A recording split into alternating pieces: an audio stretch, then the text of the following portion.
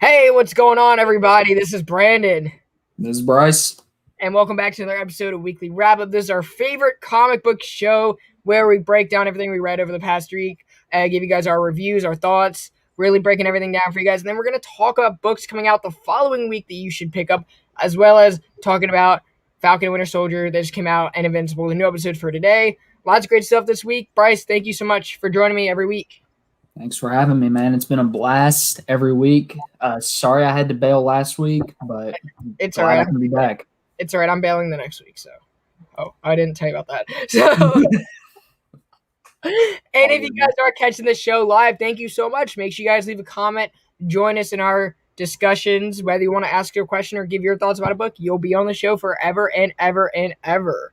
All right, so make sure you guys do that. If you're catching the show on the replay, thank you so much. Make sure you guys like and subscribe to the channel, as well as follow Bryce on Instagram. Everything is there. Also, guys, make sure, and I don't stress this enough, you're supporting your local comic shops out there, whether you're having your books mail ordered because we're still in a pandemic, even got your vaccine, make sure you're still ordering your books. Instead of giving some Joe Schmo money on eBay, support your local comic shops. They do this for a living to provide us with our comics, so support them. Comic books bring people together. Exactly. And then we do got someone in the chat. We got John's Comics. Hey, John, how you doing, man? You're doing better. Yeah, I'm feeling well enough to do the show today, so we'll see how that works out. If some of you guys know this, some of you guys don't. I had surgery yesterday, so glad to be back. And then he's saying, "Hillbilly, nice to see you, sir." Bryce, John, you good, sir. John Bryce. Boom. He's a big X-Men fan, John. I'm trying to bring him to Omni X-Men. But we talked a few times, yeah. Yeah, I've talked a few times. All right, let's jump right into it. Let's talk about ASM number 63. This is by Nick Spencer, and the artist is Alberto Vincenti. I don't know how to pronounce that name, but I don't know why I'm buying this book. Maybe because Alex Sinclair's on the colors now, and he's a good friend of the show. But I think I keep telling you to buy this book too, because I find like every time it comes out, the show just gets more entertaining. Yeah, I do that because this show gets more entertaining. Buy it for the show. All right, so we open up with Norman. He's back in Ravencroft with Kindred, who is his son Harry. If you guys missed the big boom of Nick Spencer's arc, that fell flat in his face. All right, so then we jump over to Kingpin. He's actually like, Norman doesn't know what I'm actually doing, and he's spying on him in Ravencroft. And then we got Jen in the chat saying hello. Hey, Jen, hope you're having a good night. Why am I buying ASM 63? If someone could let me know, please. Someone give me the goodwill to stop buying this book. But anyway, the art is horrible. We've been so used to seeing Bagley and Gleason. This is garbage. So Kingpin is talking to Mordo. He's like, "Hey, do you know who this guy Kindred is?" And Mordo's like, "No, but I can figure it out." And then they retcon their time together in Secret Empire, which Nick Spencer, why he would retcon his most tragic project in Marvel is beyond me. So then the last issue, right, we're dealing with Spider-Man and Boomerang. They are trying to get the missing piece of the stone to hide from Kingpin. Great. We're still dealing with this after 20 issues of that being established. And we also got our good friend Chet in the chat. Chet, how you doing, man? First Raw book today. Let's give a round of applause. That was a little bit of a shock, actually. I'm like, wait, where's the gray? Where are the signatures? Where's the blue label? Is it the lighting?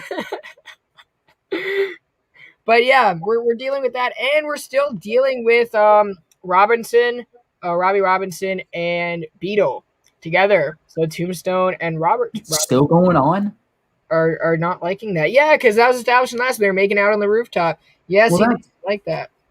That started when I was reading this back in issue 27. Yeah, well, they were caught making out on the rooftop, and Nick Spencer does not like to do anything special. So we're just not with that. And yeah, that's basically the issue. We're dealing with everything, all the romance that happened in the previous, and because there's a bounty, right, put on their head, Madame Mass shows up at their apartment and kidnaps the three boys, which is Boomerang, Peter Parker, and Robbie. Yeah, and Beeto's like, "Oh my god, I'm a huge fan." And Tombstone's literally shitting himself, and Robert Robinson, or the dad, Joe Robinson. Yeah, Joe Robinson, that's his name. they're literally just like shitting themselves because their offsprings are dating, and one is a social worker and the other one is a criminal, and now they're all kidnapped Yeah. by Madam Mask, who is getting that bounty for Kingpin. That's where we leave off to everything that happens. Who cares?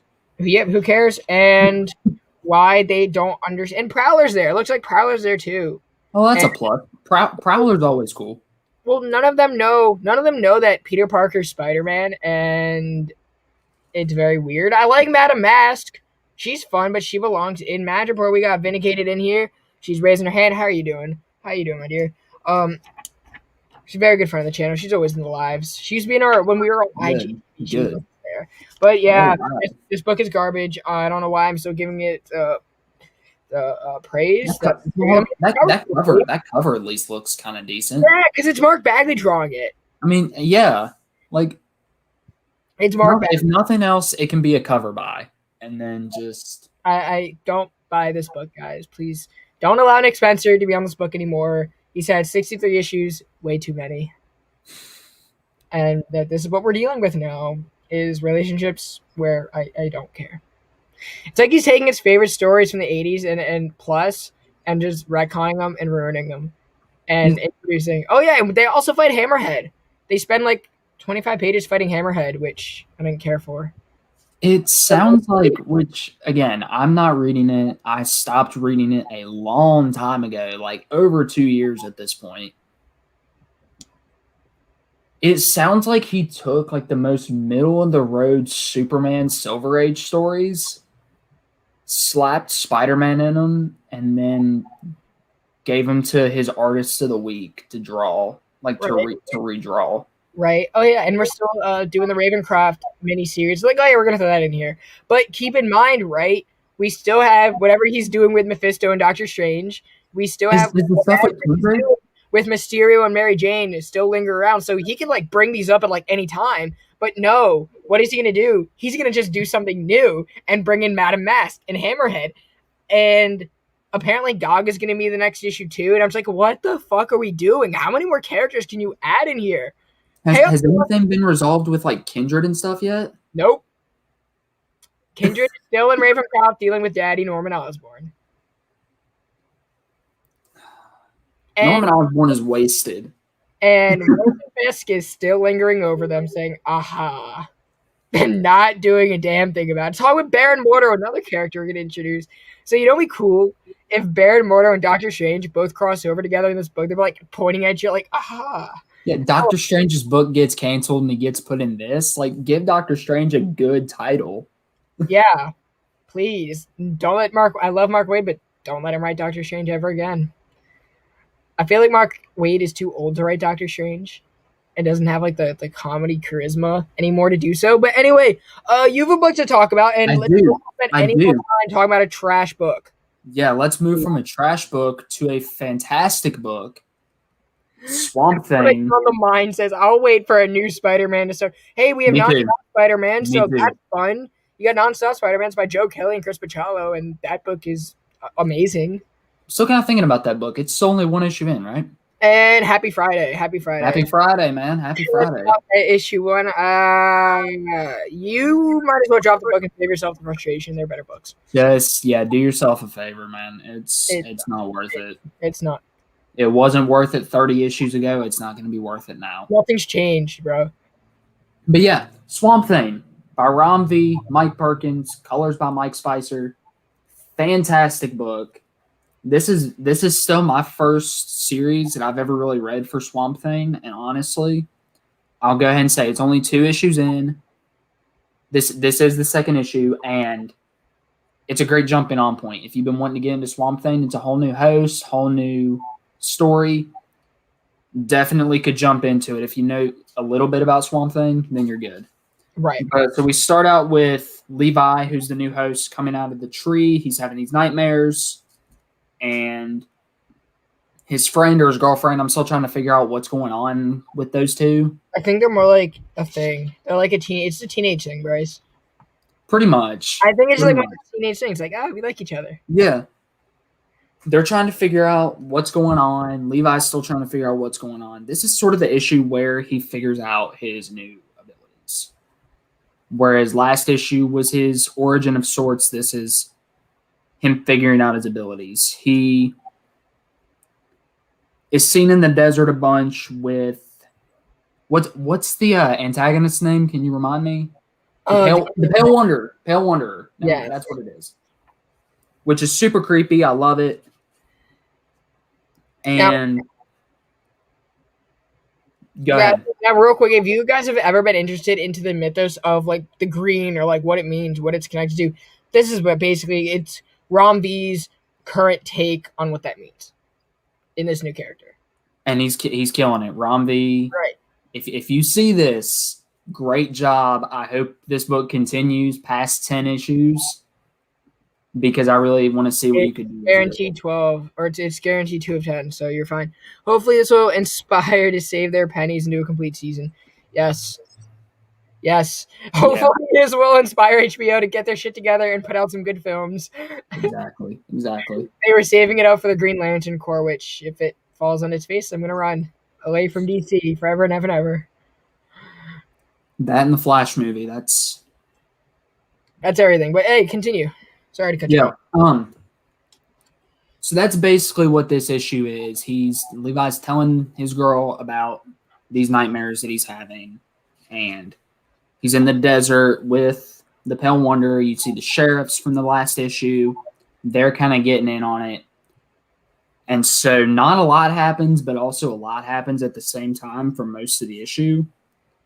Until Swamp Thing just has this, a live-action Justice League Dark. And you know who'd be a perfect casting for... Oh, you know who I'd love to see in that movie? Macy Williams. I would love to see Macy Williams play Zatanna. I don't know why. I would just love to see it. Maybe. I don't know. I feel like a better, like... Hey, Comics on the Line, you are good, my friend. You are coming up with... My bag creating tangents. No, man, you're good. You're good. I'm always down to talk Justice League Dark. Get my train of thought back here. There we go. Okay, so we get these hints throughout the book of the Pale Wanderer telling Swamp Thing, because while he's the antagonist, he's kind of mentoring him at the same time, which is a dynamic I really liked throughout the issue. Right. Where he's like, you have to decide if you're going to be an idea or if you're going to fade away like all other ideas that don't know what they want to be.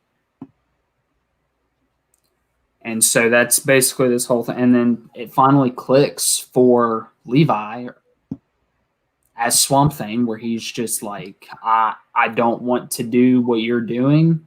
I kind of want to protect people, and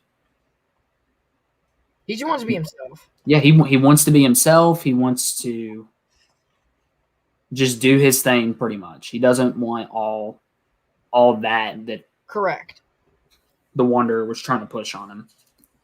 Pale Wanderer doesn't like that. What is up, Big Herm? What's up, Big Herm? Just got off work.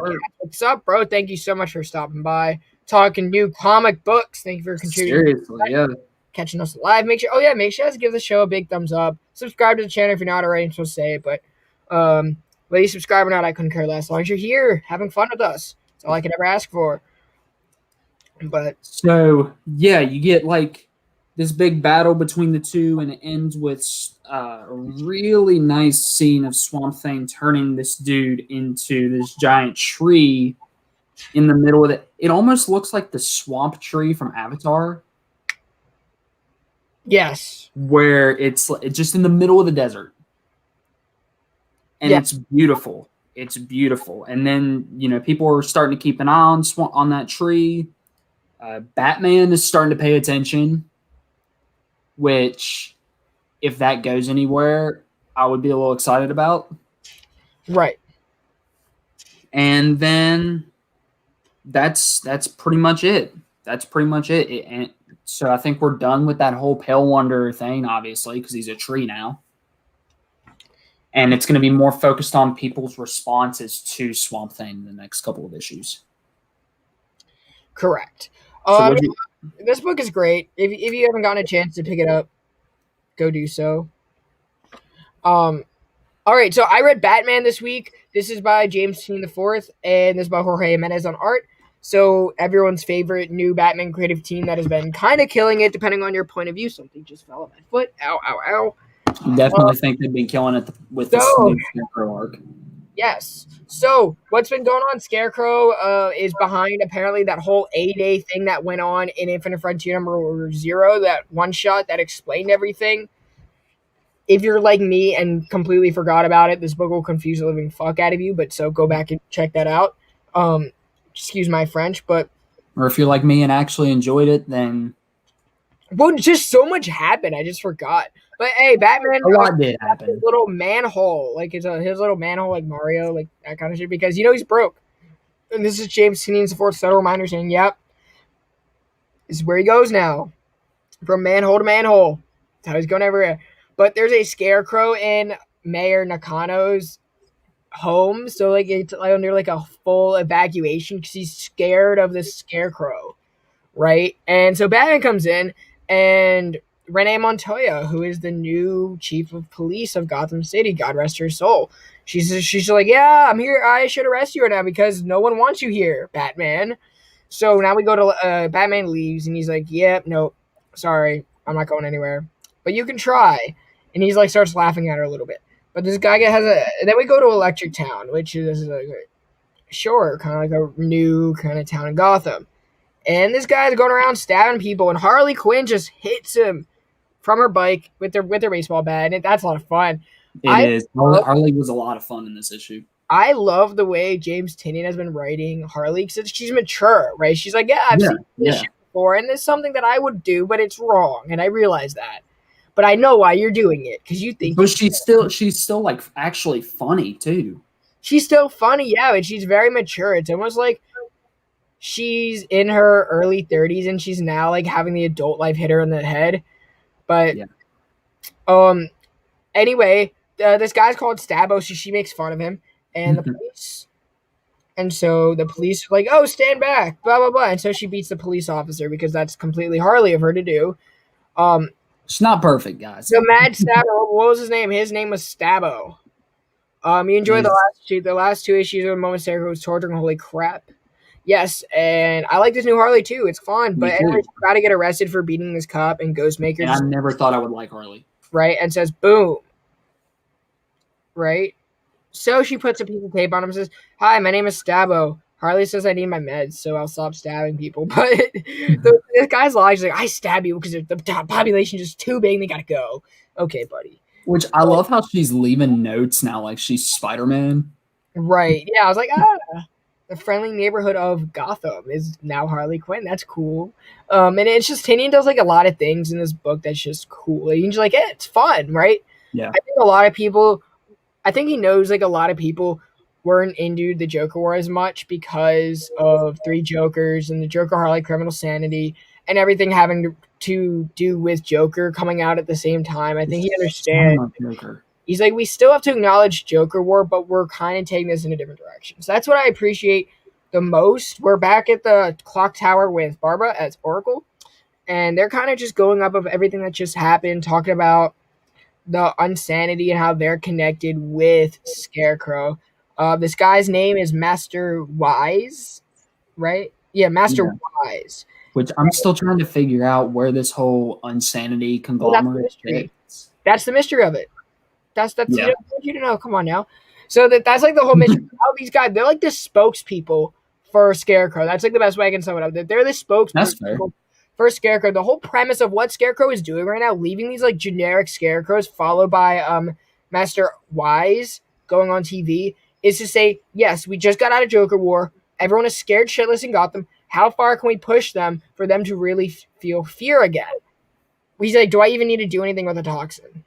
Yeah. I mean, it's definitely easy for Gotham to be fearful right now, which is why I think this is the perfect time to bring Scarecrow back in.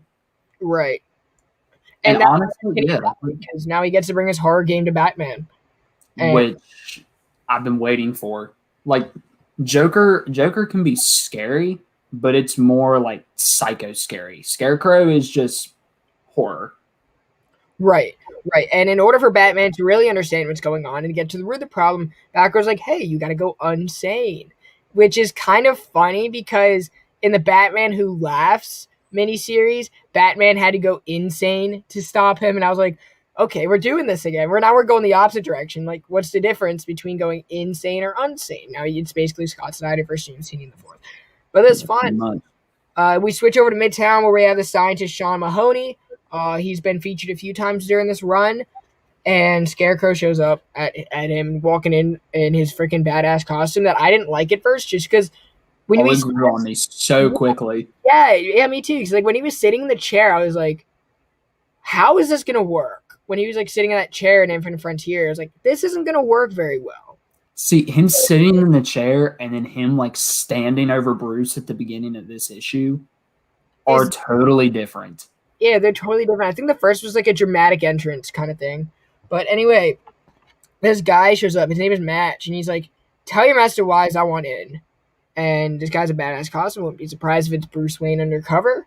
But that's Batman. And then we had a backup story with Ghostmaker with some horrible art, so I stopped reading it halfway through. I didn't read it. So I don't care that much about Ghostmaker. Ghostmaker, go for it. But so if it had been a Clown Hunter story, I'd have been all over that. Because I love Clown Hunter. But it's Ghostmaker. Who cares? No one cares. Yeah. Another piece of the Batman mythos coming back to haunt them that we didn't know existed until James Tynion put out his history book. Said, "Oh, but never mind, it does."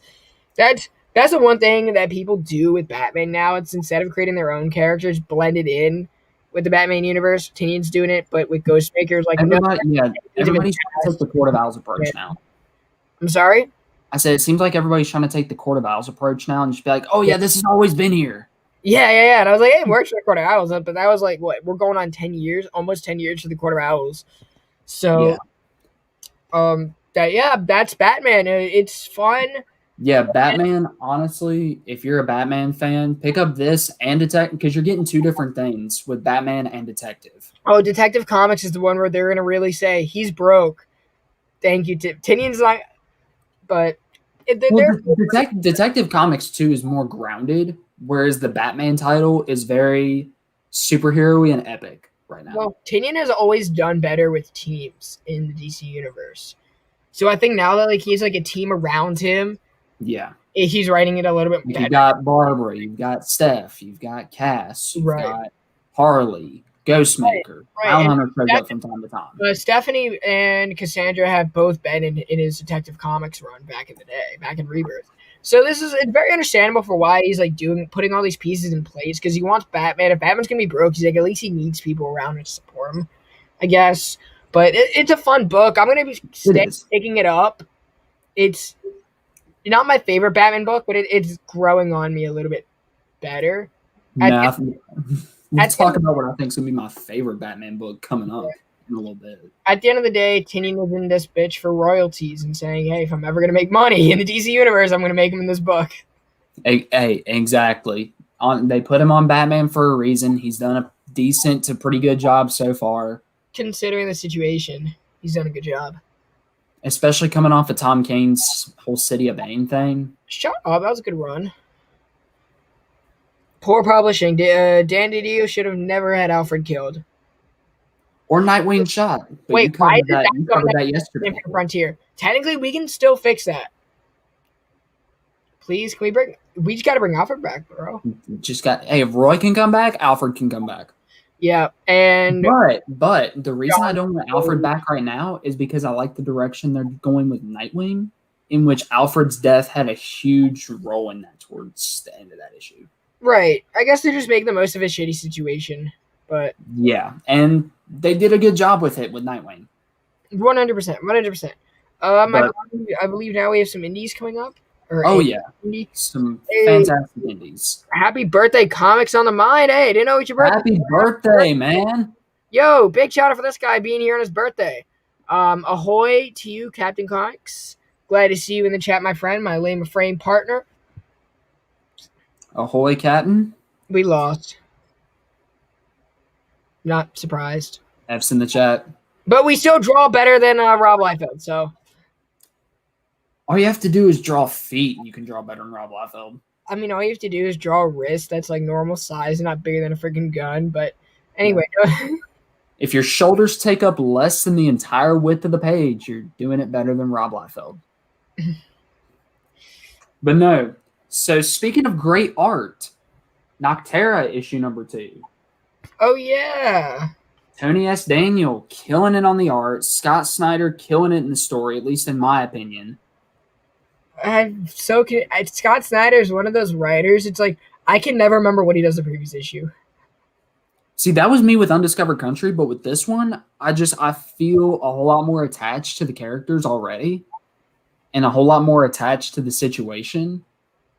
Right. Like Undiscovered Country is just epic, but this feels like, I don't know, this hits closer to home, even though it's about lasting darkness and monsters. Right. My hip is in the darkness right now. Fuck, that hurt. You good, man? Ow, yeah, it just like shifted. Ow. We're good. Yeah, I'll talk about Noctera. Take your mind off of it. How's that? Yeah. Okay, so we start out with Val and Emery looking at their parents having this kind of like town meeting when the darkness first started. They're like kind of praying to bring it back and hoping, and Emery is kind of hopeful about the situation. He's like, maybe it'll come back one day, you know? And Val's just like, yeah, sure, maybe, but she's like, no. No. And that's definitely an underlying theme of the entire issue. That's basically the first couple of pages. She's getting batteries so she can power some flashlights to stay lit, because if you don't stay lit, then you turn into a shade. Right. And it's just a whole big thing. So after that, we cut to the present day when they're encountering these shades on their trip. So if you remember from issue 1, they're taking this guy and his granddaughter to this sanctuary that supposedly has like legitimate sunlight. Val's not so sure, but she wants to do it to protect Emery, who is still getting infected. Like you saw his gums in the last issue. He is being infected. He is changing. And so you get to where Val is going to go searching for food, and you find out some things about this this granddad. Find out Emery's changing some more. I don't want to give away too much, because sometimes with these indies, you just got to go read it. Sometimes with these indies, you just got to go read it, and they don't get as much traction as the big 2 books. Right. Good at Geek. We're talking about Scott Snyder's Noctera, but fantastic book if you're not reading it. Yeah, it's fun. I'm enjoying it. It's just I have to. It's one of these books where I really have to focus in on, because it's like you got to reread the previous issue in order to. It's funny. That's like I feel like it's so early, and Scott Snyder's like, oh yeah, but because you're a comic reader, you should automatically understand the way things work. Or I feel like if this is your first Scott Snyder book, you're not going to get it. That's my thing. Okay, so I read the first arc of Undiscovered Country, but that was Scott Snyder and Charles Soule. So as far as actually like Scott Snyder, this is my first Scott Snyder book. We got Peter Piscato. What's up, Pete? What's up, Ren? Use it.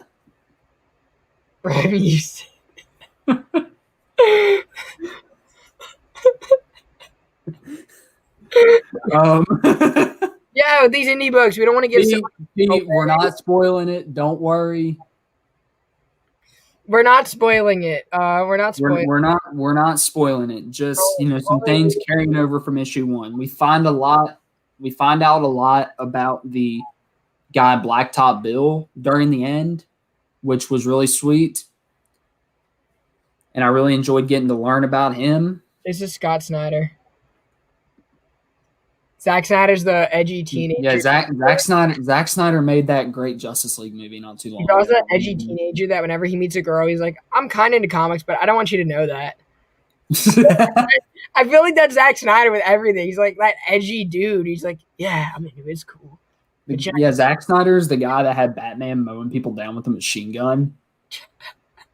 But anyway, are we done talking about Noctera? Or do you I mean, like a lot happened. Some great action, some great character work that you've got going on with the antagonist. You learn Right. some different things about different characters that you weren't expecting to learn. Yeah, I really enjoyed it. If you're not reading this book, jump on it. Yes. That's probably my favorite panel of the book.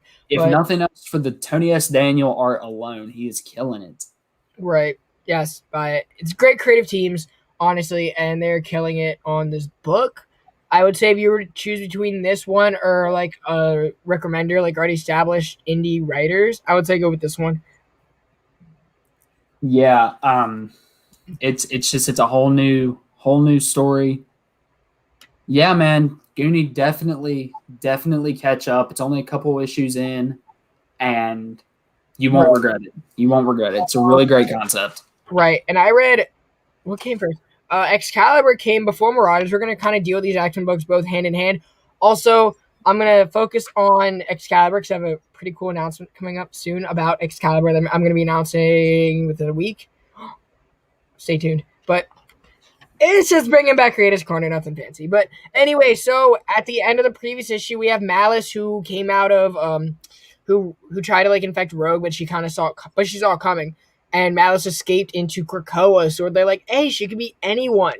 But Ooh. Betsy is now going back to Krakoa, so we have to deal with that. We have to assume that she's coming back for like the first time. We get kind of an origin story of Malice first, as her being a child, because not a lot of people know about Malice. I think the last time she appeared was in Messiah Complex, and one other time before that with the writer. Oh, wow, that was a while ago. But yeah, she hasn't been around in comics for 10 years. But Krakoa is including everyone except for Angel for some reason. So X Corp coming up.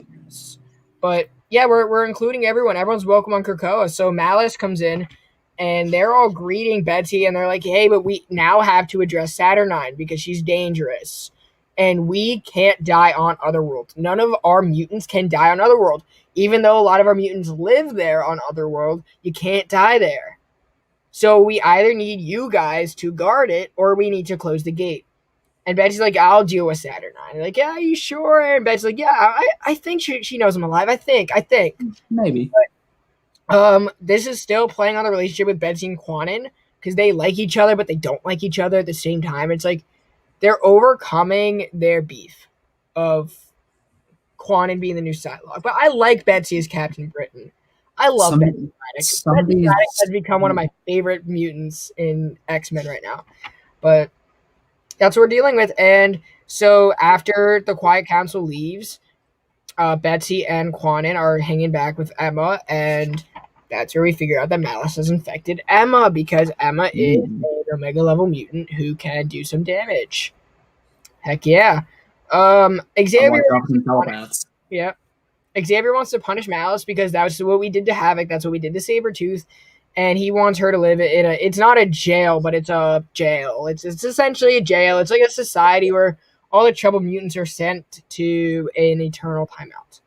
But because Malice doesn't know any better, or Malice is like just a kid, Betsy and Quanin have trapped it inside like one of their psychic knives.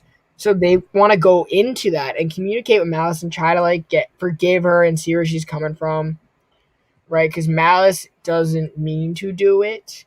Right? They want to give her a body, her own body, so she doesn't have to survive like this. We also have to get ready for a gala. So Rogue and Betsy are picking out an outfit. They don't fit Betsy, so she's like, "Hey, Quanin, here you go." And Quanin's like, "Haha, no."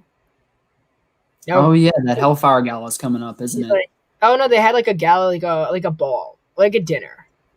So it's different than the Hellfire Gala coming up? Yeah, because this is like a welcome back dinner. Hey, you're back. Oh, okay. It's Krakoa, bro. Everything's like a Hogwarts feast. But so they go into this psychic, into the knife, and they're able to like kind of calm her down, but then she explodes again and she tries to get into Quanin. Now other people around her like Jubilee and Rogue are there to kind of keep her from going back whack crazy. So when she infects Quanin, they slice the necklace that Malice does. She like kind of gives this choker. Yes, the art was amazing in it. The art was amazing in Excalibur, and that's who I will be interviewing, Marcus Toe. So the choker gets hit into the fire and it's melted, so she dies. She wakes up in her own husk. and they all vote to forgive her. So this is like kind of a refreshing start for Malice because like now she finds a home, and that's like reinforcing the Stay Circle Co. and what it stands for. It was a lot of fun. Marauders. We love these fun X-Men stories. Yep. Marauders by Jerry. Oh, yeah, that was by Teeny Howard and Marcus Toe. Marauders Jerry by, Duggan, who is taking over X-Men with Pepe Larraz in a couple of months. he's taking over the whole book over Hickman.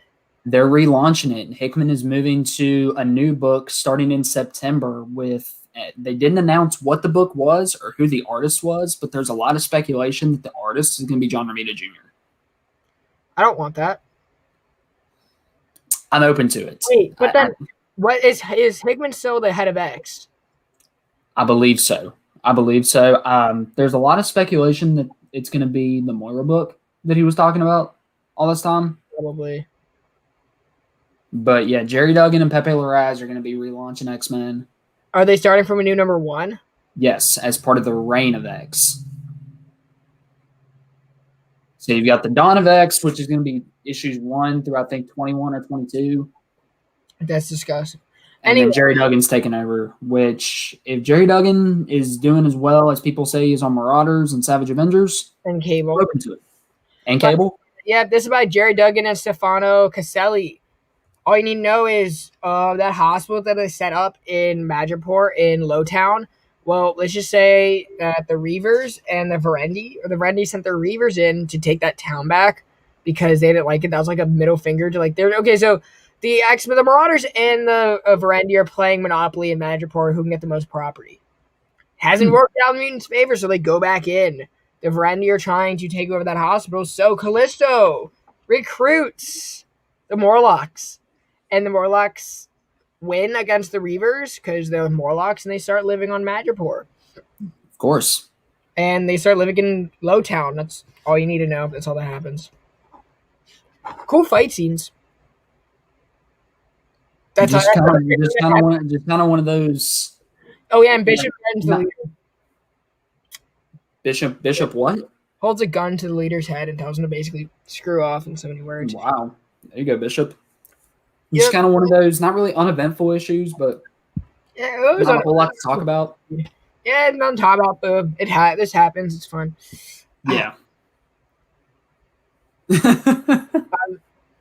I was leaning on my right side way too much. Now it's really sore. But yeah, don't do that. That's right, Goonie. Yeah, more like Chateau. If you guys remember them from the 80s and 90s, they're kind of fun. But another. Yeah, you got another fantastic indie book. One that was kind of hyped up this week. Geiger, issue number 1 by Jeff Johns and Gary Frank. Yes. Wow, that is really catching off that neon. I really want to know how long this story was written. If it was written like right after Three Jokers, like, yeah, we had this for 4 years. I don't know. I don't even know how long it's going to be. I heard it's going to be at least 6 issues. I don't know if it's going to be a miniseries or if it's going to keep going, but I really enjoyed it. So it starts out, it's in like a Fallout type world. If you remember, if you've ever played Fallout New Vegas, the game, that's what it looks like here towards the end. Basically, these 2 people are talking about this radioactive man while they're searching for radiation. And we get some great art by Gary Frank and go into Geiger's origin, which is basically they knew the nuclear war was happening. His family needed to get to a bunker, and his neighbors decide they're going to screw that up. Yes. This is why I hate people, except for you guys in the chat. No, in all seriousness, though, they go to shoot him, and it's like, yeah, we're taking this bunker. Screw your family. Even though there are children, mind you. Are we doing spoilers for this book? We'll do spoilers for this book because this was more of a hype book. Like, a lot more people were talking about it. Okay, because I like this book. And so, like, if you were gonna read Geiger, you would have read Geiger by now. Yeah, it was great. Is where I'm at. Can Gary Frank draw X-Men again, or for the first time? I'd be down. I'd love to see him draw. His Geiger's wife in this, like some of the close-ups, I'm kind of getting like an old school Kitty Pryde vibe. Yeah, I can see it. But his name's Tarek. So Tarek gets shot.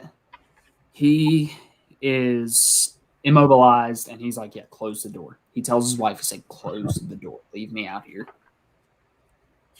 And so basically, he gets caught up in the radiation. He gets Dr. Manhattan from, if you've ever read Watchmen, which I'm sure most of you have. And then it jumps forward 20 years. These guys are going to this town that I guess Tarek was from. And they get to this border with some explosives. And then you see him show up and he says, "You're trespassing." And just look at that. You know what this reminds me of? Right here. Have you ever read Jeff Johns' Teen Titans run? I have not. Well, there's a panel or an image in the first volume, like the first trade, where it shows the Justice League and the Teen Titans arguing, and Nightwing shows up, and he is standing above everyone, just like this. It's cool. Just like that. So that's a side note. So he goes down there, he's fighting all these guys. You can tell he's going to be sort of like an anti-hero type, which I think's really cool.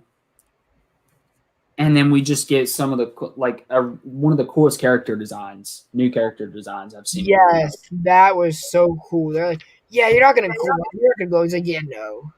It's like that. Who needs a suit? But then towards the end, we see his dog, who now has two heads since he's been affected by the radiation. And I love this dog. I love this dog. But we see him at home afterwards. You really get an insight to like his character, and like he just wants to have a somewhat normal life. Like it's like what I wouldn't give for a new book. Right. Like that's what he's worried about. But he's also still worried about his family, and he's going to do whatever he can to get them. So that's what we get out of him in this issue. And then it it jumps to this castle. We've been hearing a lot about this king.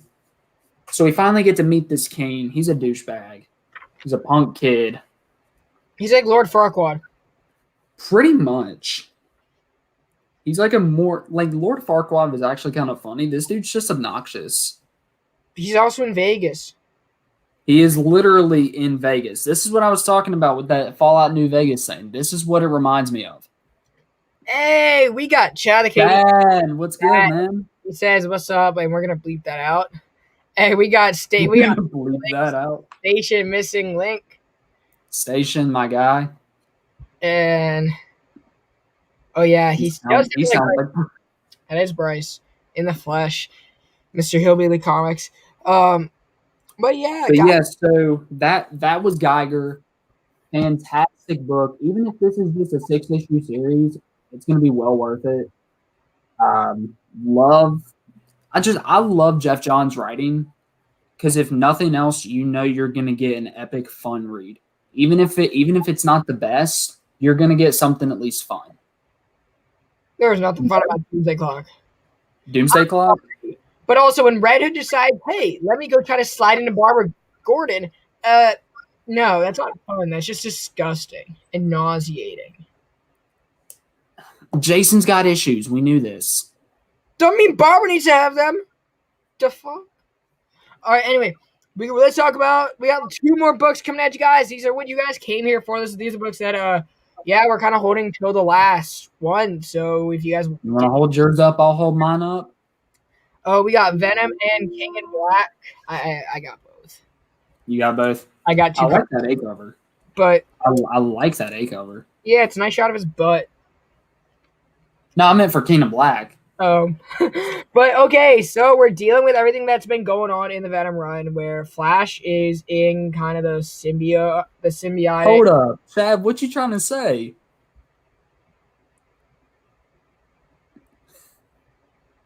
No, the douchebag king sounds like Bryce. That's funny. But Yes, Come on, man. Flash, who is the anti-Venom, who now is a dragon in the symbiote world. He goes and revives his dead body, and Mhm. Eddie Brock gets reattached with his symbiote and comes out 3 times bigger than he actually is because now he's like the god of light. So this is like happening simultaneously with what's going on in Kingdom Black, which from the Okay, so that this is where that happened when yeah, Venom shout out got to his like no what shout out happened to with Flash Thompson the no the when symbiote Eddie got like his glowing white. symbiote. No, yeah. The glowing symbiote first appeared here, or I wouldn't say first appeared, but there's a panel. Oh yeah, So that's nice. Um, but what happened was in the previous King in Black issue, they used the powers of Captain Universe to inject him being the god of light. So that mixed with his symbiote here, it just like vroom, allowed him to pop out. And Flash goes to his body and regenerates himself. And this is a pretty light issue, honestly.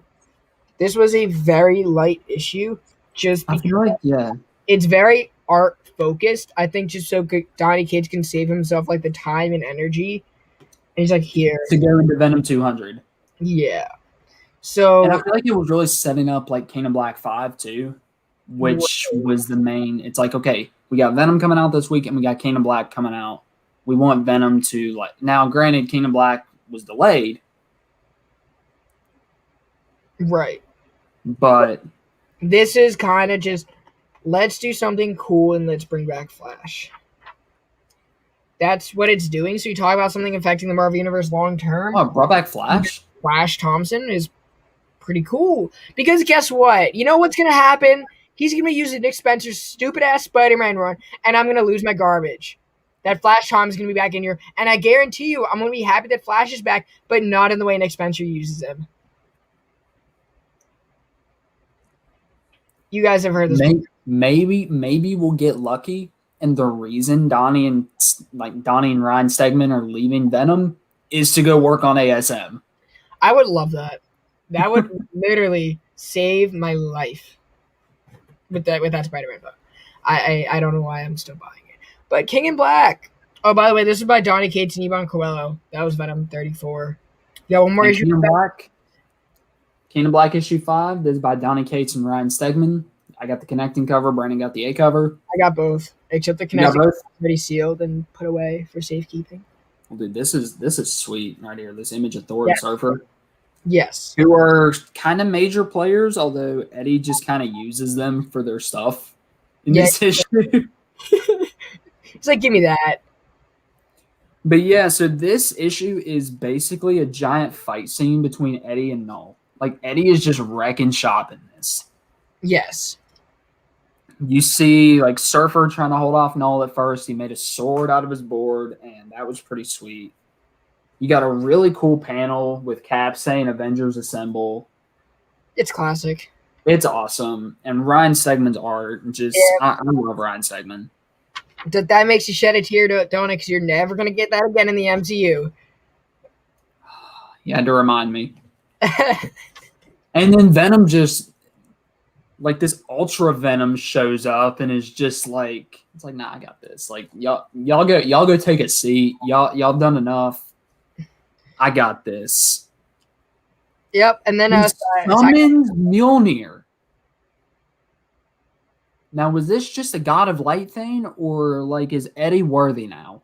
I guess he's worthy. I mean, you can see what Cyclops saying. He's like, was that Eddie Brock wielding a battle axe made out of Surfer's board and Thor's hammer? Did he just fly, or am I? And they're just like, yeah, no, you're not. See, Cyclops, you're stupid, but this time you're making sense.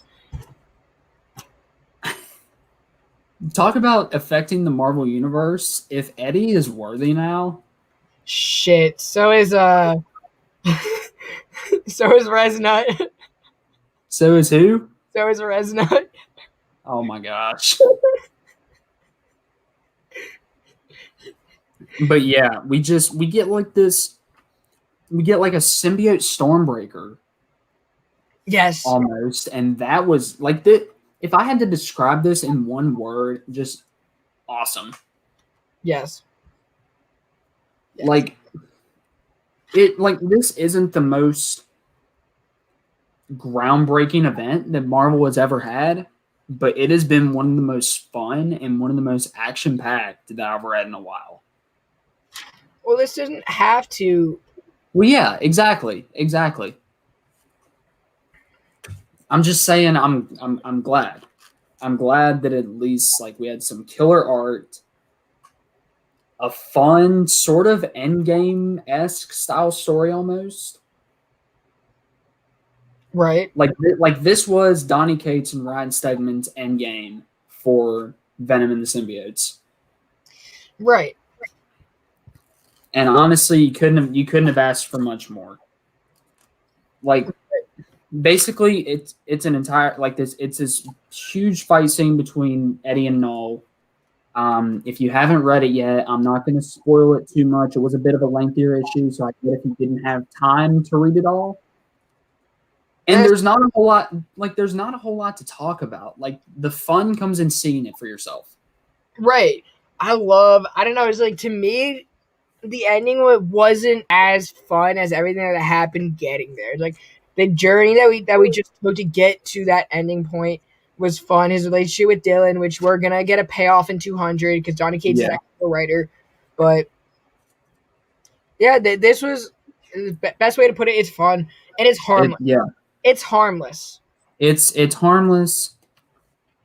Venom / Eddie, I guess, is the god of the symbiotes now. That is one thing I will say. Huh? Okay, I'm gonna spoil plot points, but like, come on. I don't want to go in depth. I don't want to go like in depth with it because like you knew Eddie was gonna win. Right. You knew Eddie was gonna win. Like this wasn't anything. Like I kind of expected this. Right, and Donny Cates loves his gods, and he put that out there today. But Black number 5. Black number 5. Reading it is a whole different experience than me telling you. So honestly, I don't think I ruined it too much for you. But if I did, you can DM me and just lay into me. I don't care. Like this event is literally 2 kids playing with their action figures.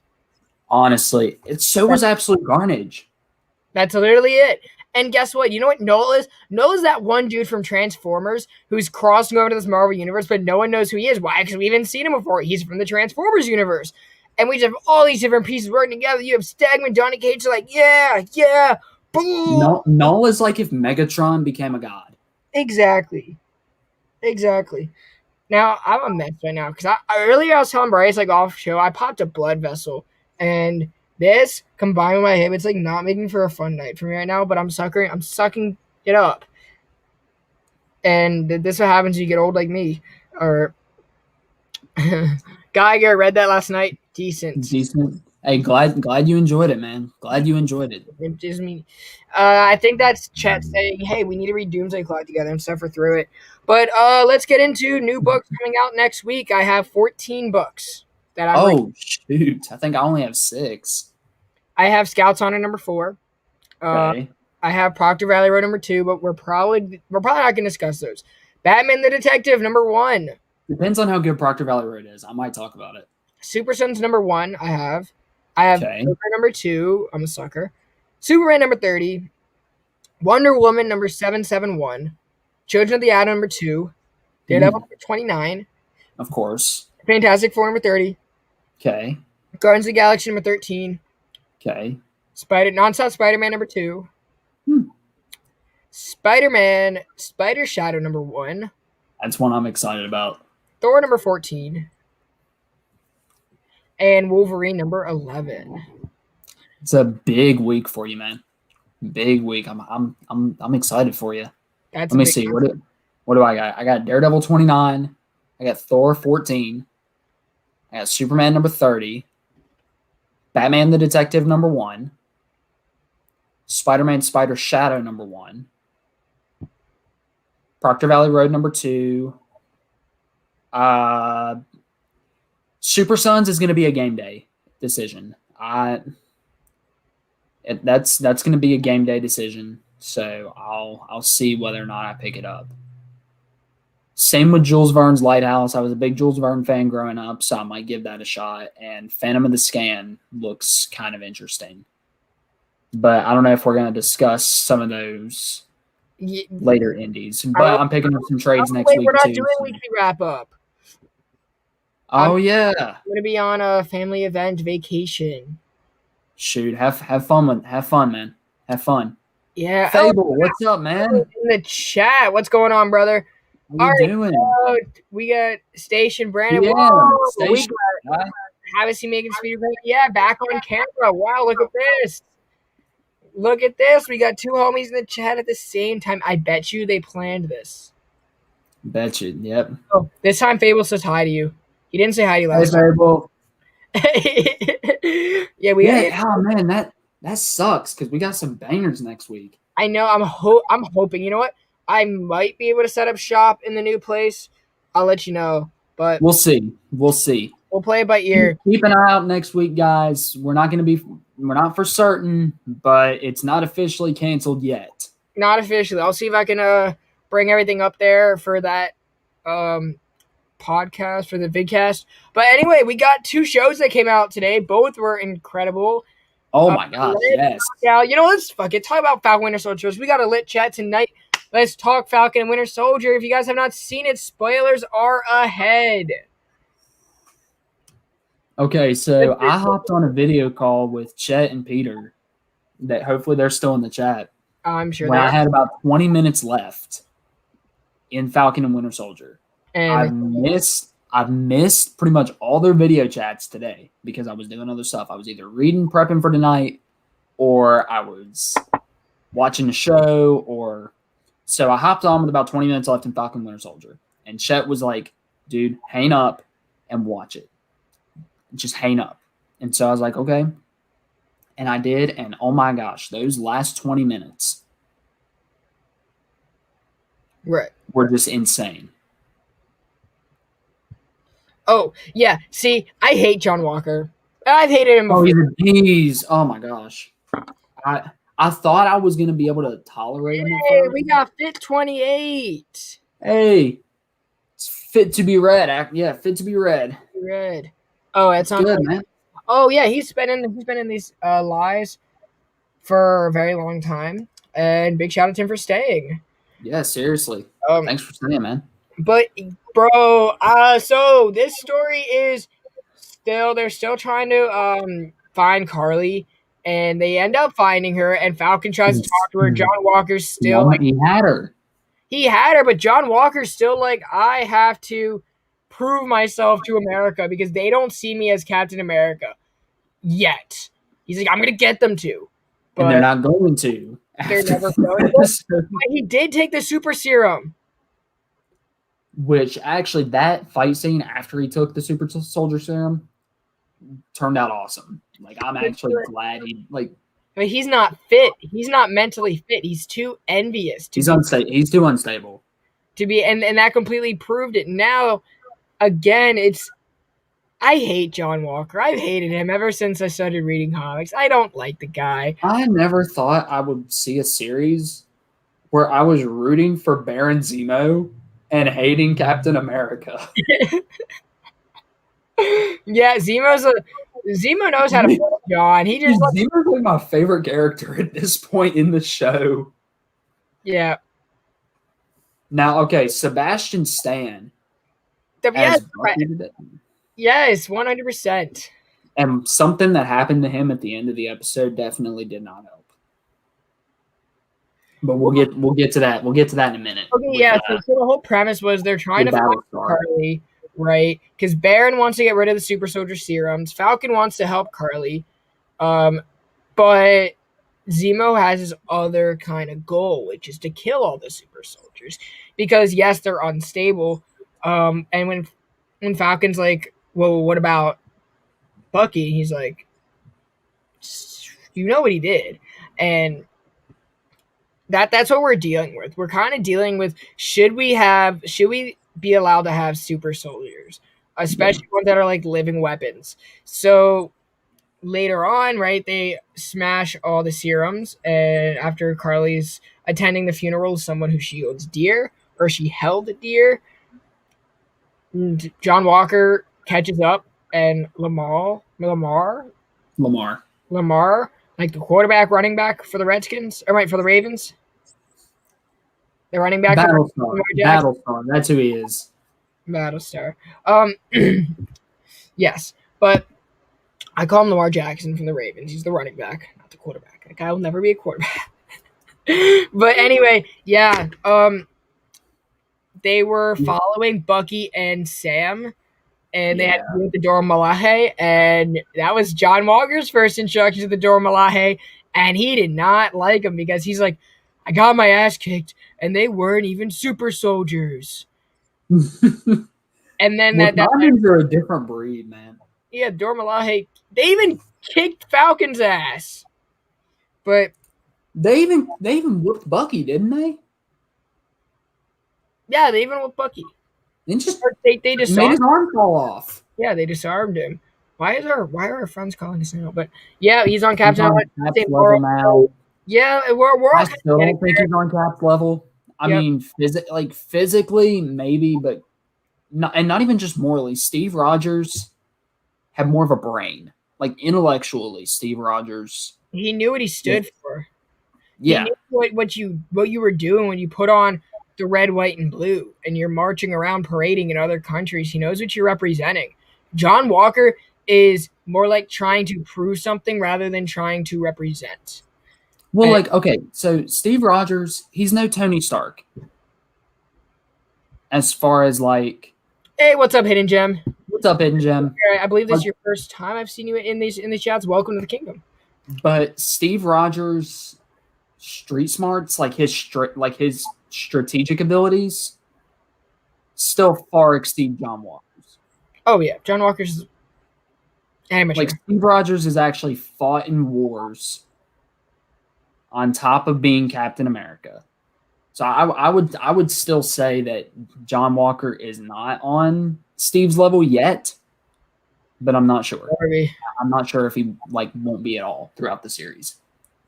I really don't think he'll ever be. But I guess we were all kind of talking about that, about the ending of it, where Battlestar Lamar dies. Yeah. After he got captured, he dies through no one's fault, really. I guess one of the Carly and her goons, they lost control, and that was just the whole thing of the situation. It was a freak accident due to there being super soldiers. Yeah, due to the mixture of super soldiers, death was already a thing with Carly. She already felt betrayed because Sam was reaching out as a friend, and then you had John ruined it, trying to kill you, and then John trying to capture you for clout and recognition. So you have a lot of different working factors going into this ending, and it just didn't go. And someone died, which is bound to happen, right? And yes, the power of authority did get to his head, and he killed one of these super soldiers with his shield. Just jammed it.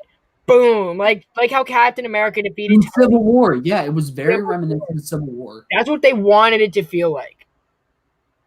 And when he looked up, all the world was watching him because everyone had their phones out, and now that's what America has to deal with. Was your next Captain America is a murderer. Steve never murdered, and he never did it in public. And dude, that shield. One thing I will say, you want to talk about something just looking like it honestly looked kind of sweet to me, seeing the shield with all the blood on it. Well, it felt foreign to in comics today, in our comics, again in Marvel Civil War, yeah, I'd say that it felt the same way, but in the movies, that shield covered in that much blood is foreign.